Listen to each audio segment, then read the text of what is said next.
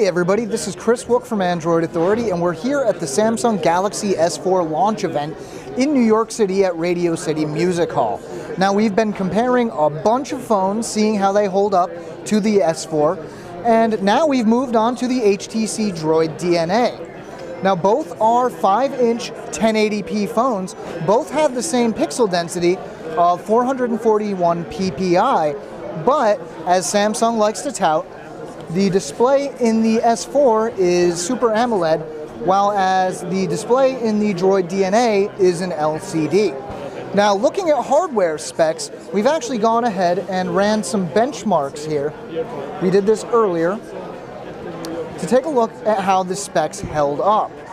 Now, as you can see, the S4 has some truly impressive benchmark numbers in Antutu benchmark at 25,900 compared to the Droid DNA's 20,594.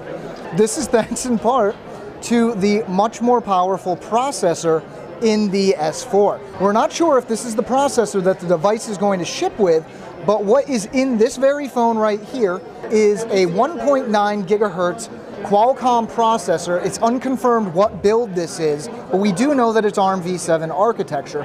While as in the Droid DNA, we have a 1.6 gigahertz Qualcomm Snapdragon S4 Pro. Looking at the rest of the hardware specs, we have 2 gigs of RAM in both devices, 16 to 64 gigs of internal storage in the Samsung, and only 16 in the HTC Droid DNA.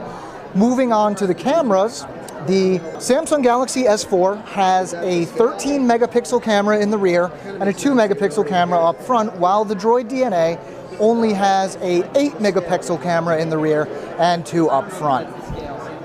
Looking at Android versions, the HTC Droid DNA only runs 4.1.1 Jelly Bean, while the Samsung runs the newest version, Android 4.2.2. Now, while the battery's not been as bad as some people think, it was never one of the selling points of the Droid DNA at only 2,020 milliamp hours. The Samsung Galaxy S4, on the other hand, has quite a bit of a heftier battery at 2,600 milliamp hours. Now, while both phones, as you can see, are similar in size, the S4 is significantly lighter than the HTC Droid DNA, weighing in at just 130 grams. Now, one thing that may be a killer for people talking about the limited storage in the Droid DNA is that it has no micro SD slot, which means you can't expand the memory, and you can't replace the battery, which can be problematic. Both of those are not a problem in the Samsung Galaxy S4. It can accept micro SD cards up to 64 gigs, and it has a replaceable battery. All right, this is Chris Wook from Android Authority.